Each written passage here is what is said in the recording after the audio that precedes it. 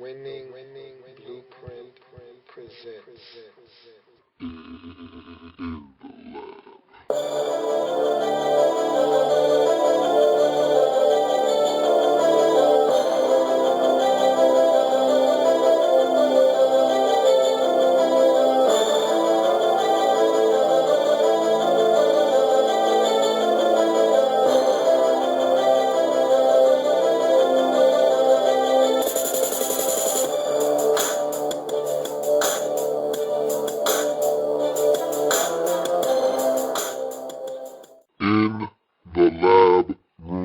Wow. Wow, wow, wow. And no, it's not wow, wow, wubsy. Just wow in the National Football League. What a day. What a weekend. What a series of days. There's so much going on. I can't even explain to you everything that is going on. That's why I told you I love this time of the year. Let me take a step back for a second. I'm being rude. Welcome. You are in the lab room. I'm your host, Lou. Thank you for joining me. Wow. Wow. It's Monday. We're in the lab room. So many things have happened since the last time we spoke on Friday. Guys have been released. People have been traded. Guys have retired. The free agent market is out of control right now. So many people have been added. More have been added today. Let's just get right to business because there's so much to talk about. I don't know where to start, but I think I have an idea. Percy Harvin was traded today from Minnesota, and a story came out over the weekend that he simply does not want to be in Minnesota anymore. Well, guess what? The easiest way to fix that is to trade him. And the Vikings said, look, and I had said this a while back ago. I said, look, you can't force a guy to be somewhere that he doesn't want to be. If you're the Vikings, you don't want a malcontent in your locker room. I don't care how talented he is. If he's a malcontent, that cancer can spread to other guys. And if he doesn't want to be there, let him go.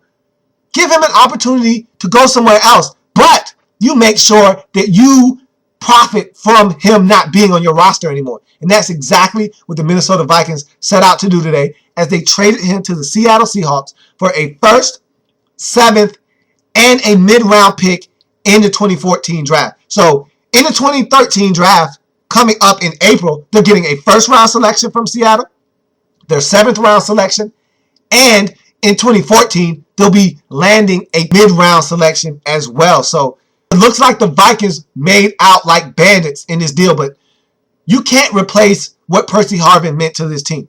He was an all-purpose guy. He could give it to you out of the backfield, out wide at receiver, in the slot, in the return game. You can't replace that with one guy. And that's why the Vikings needed to get multiple picks in return. Now, the Vikings already didn't have a lot of talent before this deal. Percy Harvin was 1B to Adrian Peterson's 1A. So you just took away the second most talented player on your team. So now you have a lot of work to do if you're the Minnesota Vikings. Now look, you got 2 first-rounders. Make sure you make these first-round picks count. You got to be very active if you are the Minnesota Vikings.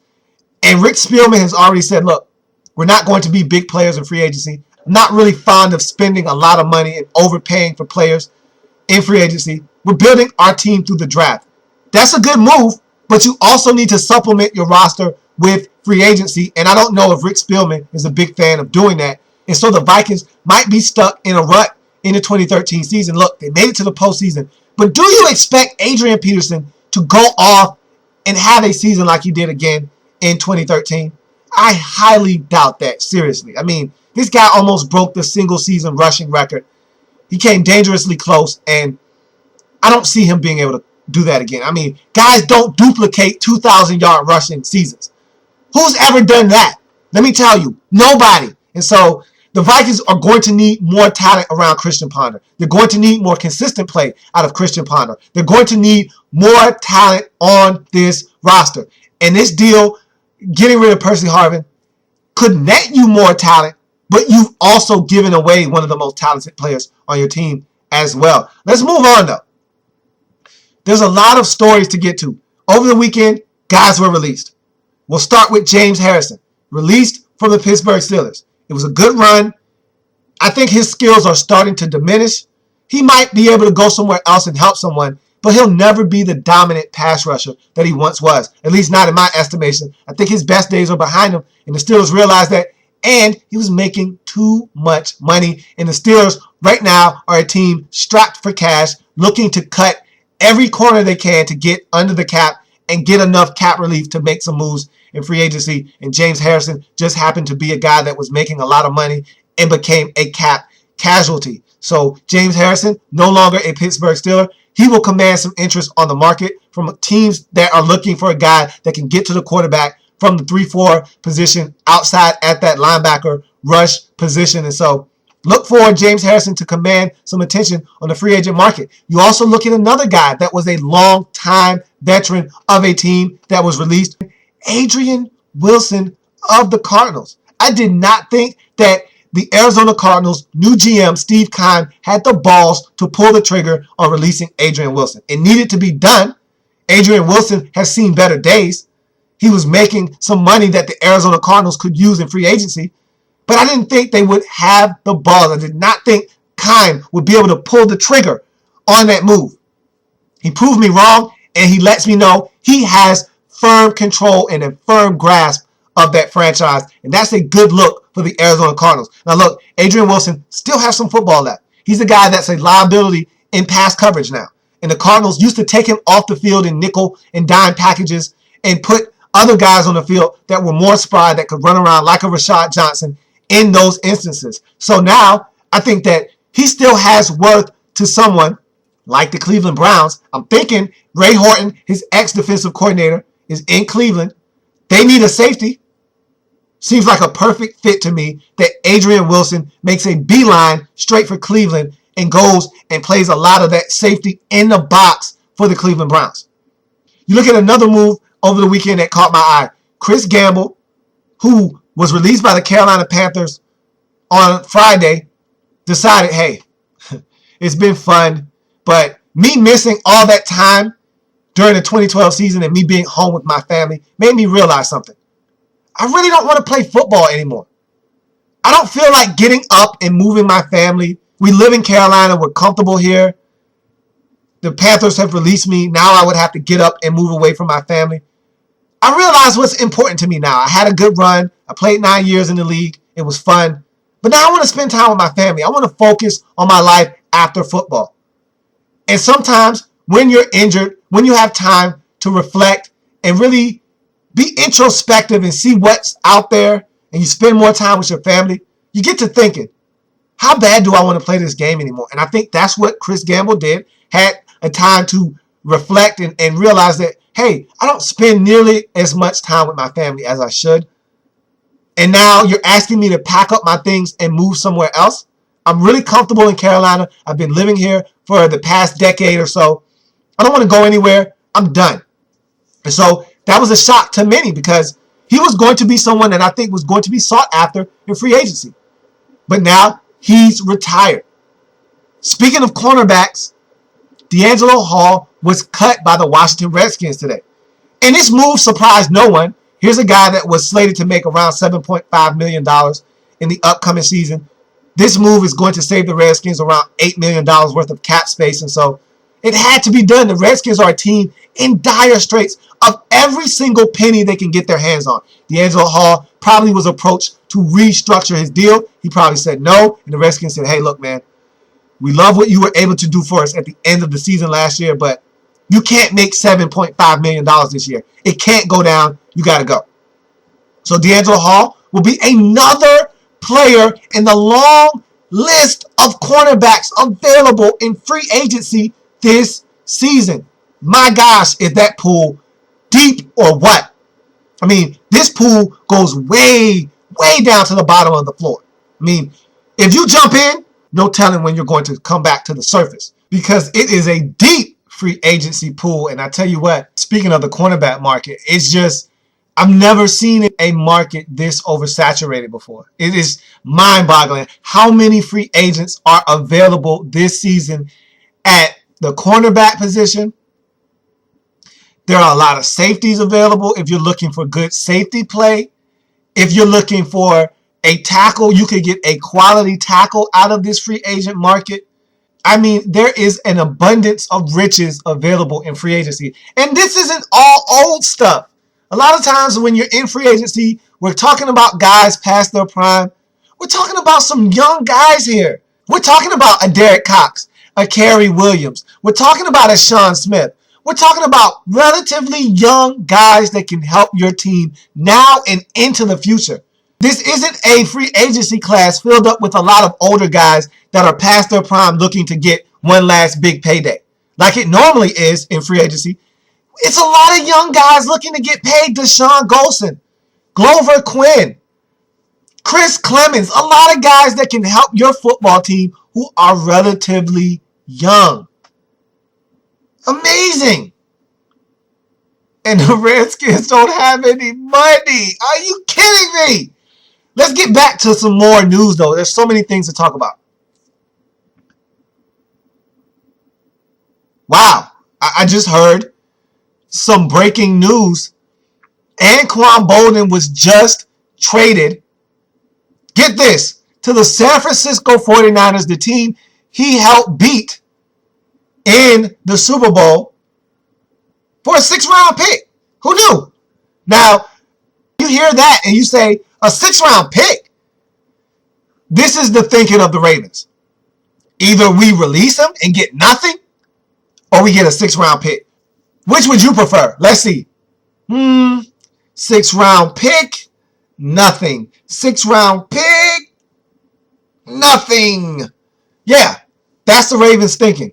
Let's get that 6th-round pick. We can't get him to restructure or take a pay cut. And so we need that money. We could release him, but we'd get nothing in return for that. Why not get something in the process? So that's what they decided to do. It's funny looking at the Seahawks and the 49ers. They're playing this game of cat and mouse now. It's beautiful. This division, remember when this division was one of the worst in the league? Now this division is among the best in the league, if not the best in all of the National Football League. I mean, it is crazy how good these two teams are, and they're just getting better. I told you, the 49ers right now have an abundance of riches. And it's just mind-boggling how many different avenues and streams they could explore right now. And they just tossed away a 6th-round draft pick. Doesn't matter to them. They have so many picks. What's a 6th-round pick to a team with about 13 or 14 other picks remaining in the draft? Who cares? What do I care about a measly 6th-round selection when I got 2 in the 2nd round and I got 2 in the 1st round? Who cares about a 6th-round draft choice? Who cares about a 6th-round draft choice? So it's funny how you watch this game of cat and mouse between the 49ers and the Seattle Seahawks. Now look, this deal was more about the San Francisco 49ers trying to get over the hump, realizing that they need a second option other than Michael Crabtree at the wide receiver position. It was more about that. But don't you for one second think that in the back of their minds when they made this deal, they weren't saying to themselves, oh, Seattle thinks they're going to one-up us? Huh? They think they're going to go out and go get Percy Harvin and get a guy that can be a difference maker? They think they're going to get better than us? They think they're going to win this division? We'll show them. And they went out and got Anquan Boldin. And don't think for one second that was not in the back of their mind when they went out and made that deal. So it is getting very interesting in the NFC West. And that is an understatement. These two teams are really good. And I tell you what, they keep adding pieces like this, they're going to be among the best in the league. This is amazing how everything is transpiring right before free agency. We're on the eve of free agency and everything is just going nuts. So, wow, what a day in the National Football League. So now let's get back to some other news. That one just came in off the waiver wire. And so I had to bring that to you. Now, Cullen Jenkins was making a NFL world tour around the league, stopping everywhere and anywhere, looking for work. He found a destination that he liked, and signed his name on the dotted line. Signed a 3-year deal worth about $8 million. And so he's found a home. Cullen Jenkins did not roam too far. He was in the NFC East a season ago. He didn't go too far. He's still in the NFC East. Just changed addresses, changed colors, uniforms, and what may have you. He's still in the division, just with the New York Giants now instead of the Philadelphia Eagles. So he makes that deal. The Giants have other issues on their hands. They tendered Victor Cruz at a first-round tender. And what that means is absolutely nothing to teams that want Victor Cruz, because what they see in Victor Cruz is a first-round talent. And so most times when you tender a guy, you don't have to worry about anyone touching him because no one's willing to part ways with that pick. But this is a little bit different. Teams already know what's at stake, and they don't mind giving up a draft choice for Victor Cruz because they feel like we're getting a first-round talent. And so the Giants, they better stop playing around. And what may end up happening is there'll be a team that signs him to an offer sheet, and the Giants will have to match. They won't have a choice. They'll have to match it, and they will.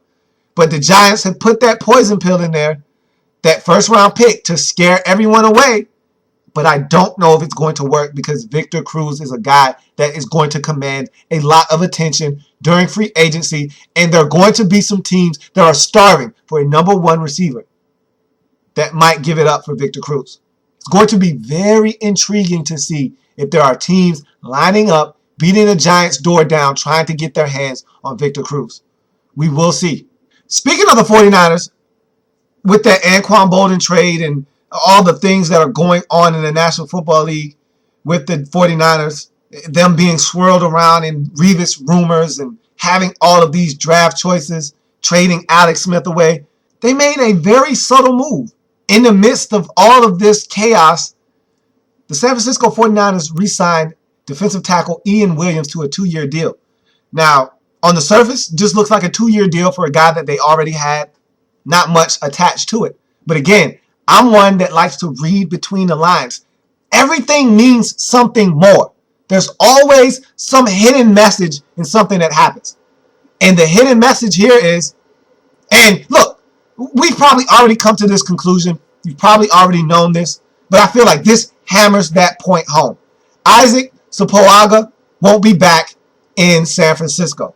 The re-signing of Ian Williams lets me know that Isaac Sopoaga won't be back in San Francisco. He's seen his last days in San Francisco. You look at some more cuts that occurred today and over the weekend. The St. Louis Rams cut Quinton Mikell, their safety, saving themselves about $9 million under the cap. So that's a huge cut for them. He was a very productive safety for the Rams, but they need that money. Everyone needs money around this time of the year. So do the Cowboys, and they cut Dan Connor, saving themselves $3 million under the cap. And so everyone's looking to make cost-friendly moves around this time of the year, trying to get under the cap, give themselves some breathing room. And so no one's safe. No one's safe away from being asked to restructure or to be flat out cut. No one's safe. And so there are a lot of teams doing things that they really don't want to do, taking drastic measures to try and get themselves under the salary cap. And that's going to do it for today's episode. I don't have an extra point. It was so busy. I'm worn out. I've been working on the market for, it seems like forever. It hasn't been that long, but I'm just so tired. I've been working tirelessly on the market. I'm talking to you today about things that have been happening in the National Football League. It's so many different things that have been going on. Woo! This is the best time of the year, though. Outside of actually having football on the field, doesn't get any better than this. And that's why I said I love free agency. This is the start of the NFL year. And it's always crazy this time of the season. And I love it. I love it because it's controlled chaos. And you get to take a seat in your living room and watch it unfold right in front of you. And it's great because everyone has hope this time of the year. Everyone feels like they have a shot. Everyone has draft picks. Everyone has free agency. Not everyone has money, but everyone has free agency opportunities. And so everyone feels like they're getting a fresh start. Everyone gets to line up at the start line at the same spot. Everyone has a shot. Now, when that gun goes off, everyone won't be running at the same speed. And that's where the differences always lie. But again, everyone is standing in the same spot behind that starting line. And that's why this time of the year is so much fun, because everyone feels like they have a shot this time of the season. And that's going to do it for me in the lab room. Man, am I exhausted. You know how to reach the show. If you haven't done so already, please subscribe to the page. Man, I am out of here. Have a good one.